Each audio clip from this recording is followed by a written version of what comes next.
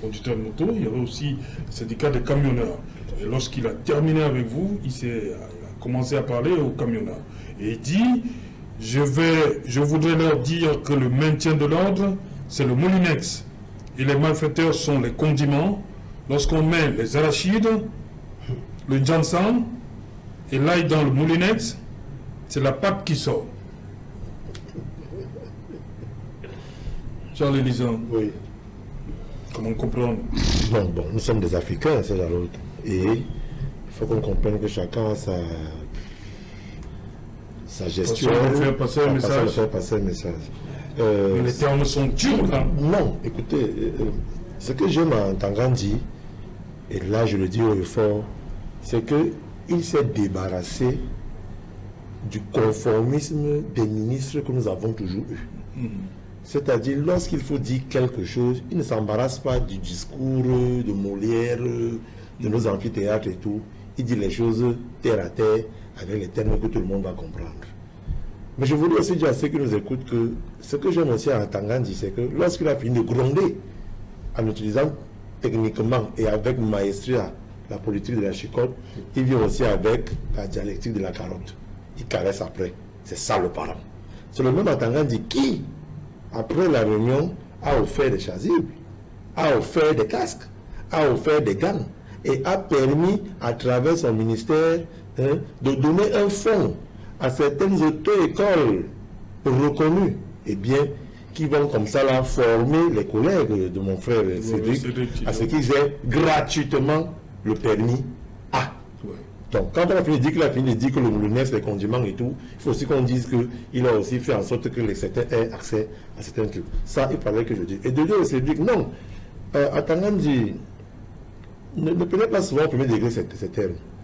Je tiens à vous rappeler que le premier des Camerounais, je n'ai pas dit le premier Camerounais, le premier des Camerounais, lors d'un discours adressé aux jeunes, un 10 février, vous a cité. Nous sommes d'accord. Lorsque le président de la République, Paul Biya, un 10 février, cite comme exemple dans le Cameroun, ses amis berséquineurs, les gens étaient surpris. Oh, il avait vu loin. Son oncle laissait dans l'auto. Mais quand il dit ça, allait un peu dans certains termes. Les chiffres du ministre font feu au dos. Et c'est vrai ce qu'il dit. C'est vrai. Mais c'est votre question qui est très importante. Conducteurs de moto-taxi sont responsables. Alors là, je dis non. Voilà. Les moto-taxis ne sont pas les seuls responsables de l'insécurité. Dans nos vies, surtout avec le doigt là, nous sommes tous responsables de l'insécurité et par ricochet de la sécurité dans la ville de Douala. Premier cas de figure, c'est dans l'autre. Dans le plan d'assainissement de professionnalisation de ce secteur, avec la CUD, qui est un programme qui part de 2021 à 2025, la CUD dénombrait entre 2021 et 2022 750 000 motos. La seule ville de Douala. 750 000 motos dans la ville de Douala. On achète en moyenne 200 motos par jour à Douala. Maintenant qu'on a acheté ces motos vont où? Qui les utilise? Et on a trois catégories dans le secteur des motos. Vous avez les propriétaires, les conducteurs non propriétaires. Oui. Vous avez les propriétaires conducteurs et vous avez les propriétaires non conducteurs. C'est 100 véhicules qui passent quelque part. Toujours étude de la CUD, c'est 100 véhicules, qui parle de véhicules, parle des motos, des véhicules 4 roues, des camions et tout. C'est 100 véhicules qui passent dans un carrefour. On avait pris le carrefour des deux, ce jour-là. Oui. 100 véhicules, vous avez 45 motos. 55, c'est tous les autres.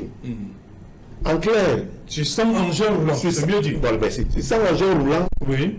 45, c'est des motos. 45 motos. 55, c'est les autres. Donc, les autres, c'est mélangé. Hein. Camions, pouces, vélos. Voilà. Donc, ça veut dire que dans une ville qui a autant de motos, et comme l'a dit Cédric, ils sont des pères de famille.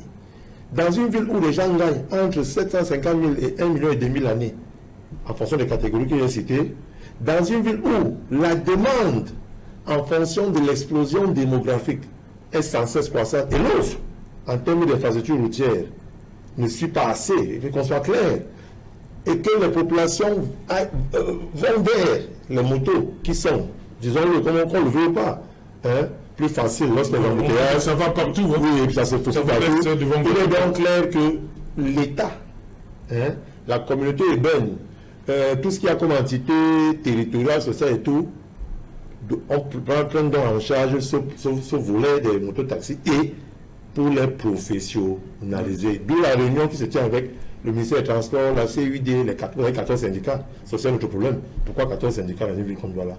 Nous, entre eux, ils ne s'entendent pas. Vous avez une association qu'on appelle Pourquoi vous voulez que ce soit limité? Non, c'est alors 14 syndicats. Ou certains présidents de syndicats insultent les autres. Ça fait l'affaire de qui? Non, je veux dire 14 syndicats de moto. Vous voulez qu'ils soient tous les... Je veux dire s'il y a un seul? Non, je veux dire s'il y a 5 ou 6 syndicats, mais qui soient capables de porter les doléances des motos comme il se doit, et non 14, où chacun va aller dans le bureau du maire, dans le bureau du préfet, dans le bureau du gouverneur, aller saboter l'autre. C'est aussi un problème. Je veux dire, et de l'autre côté, et qu'à ce moment-là, que les motos aujourd'hui, avec l'enrôlement de 2000 motos, quand a lancé la communauté urbaine, c'est quelque chose que nous tous, nous devons applaudir et dire que la moto qu'on prend, ce n'est pas toujours un benséquinaire. Là où je vis, je vois les motos le matin prendre les gens pour les amener au travail. Ce n'est pas toujours les benséquinaires. Parce que là, on a toujours tendance à croire que lorsqu'il y a eu agression, lorsqu'il y a eu arrachage de téléphone ou de sac d'une femme en route, on voit la moto. La moto, elle, le mouvement qu'on utilise, parce que ça se faufile partout, mais ce n'est pas forcément un benséquinaire. Mais il faut aussi dire que le moto, dans le secteur de mototaxi, doit être un secteur qui doit être assaini et qui doit être revu. Et je dis, s'il y a guerre civile au Cameroun, Douala étant une poudrière, il est grand temps. Et là, je tire au chapeau à M. Atangandi, il est grand temps que les autorités regardent vraiment de très près, tout ce qui entoure ce qu'il y a comme secteur en commençant par l'accès dans nos ports de ces motos, en limitant peut-être par là aussi le fait que lorsqu'on achète une moto, est-ce que ce n'est pas à ce niveau-là qu'il faut tout avoir au départ? Quand vous achetez une moto chez un concessionnaire, est-ce que le concessionnaire doit vous vendre la moto déjà avec une plaque d'immatriculation? C'est rassurant que celui qui achète la moto a un permis A et tout. Donc il faut donc une cohabitation, une combinaison des forces pour que les choses aillent mieux. Et termine par quelque chose à l'autre. Je lisais quelque part dans une étude sociale de l'INS que la moto aujourd'hui en Afrique de l'Ouest, c'était une étude, la moto aujourd'hui en Afrique de l'Ouest est l'élément de mobilité urbaine le plus utilisé. Vous allez à Hanoï, c'est la moto. Aujourd'hui même aux Pays-Bas, en Hollande, ils ont les jours qu'ils ont dédiés pour les agents roulants à deux roues. Parce qu'à un moment donné, les villes étant saturées, les voitures prenant plus d'espace, on oriente tout le monde vers les motos. Est-ce qu'aujourd'hui n'est pas aussi temps pour nous, dans la ville de Douala, d'essayer de réduire au niveau de la douane, au niveau de l'accès dans notre pays, il y a tous les congelés, qu'on appelle congelés, qu'on nous fait venir tous les jours là et qui causent plus d'accidents et tout, et qu'on regarde le moteur d'accès. Mais c'est dire qu'il faut dire la vérité. Dans votre secteur, autant vous avez certains qui sont sérieux, responsables et bien, autant il y a aussi beaucoup de bandits. Beaucoup de bandits et nous sommes tous complices. On les connaît.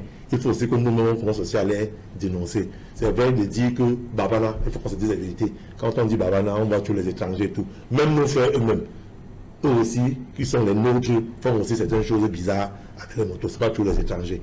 Donc, s'il faut assainir le secteur, que nous tous on s'asseye, qu'on se dise la vérité.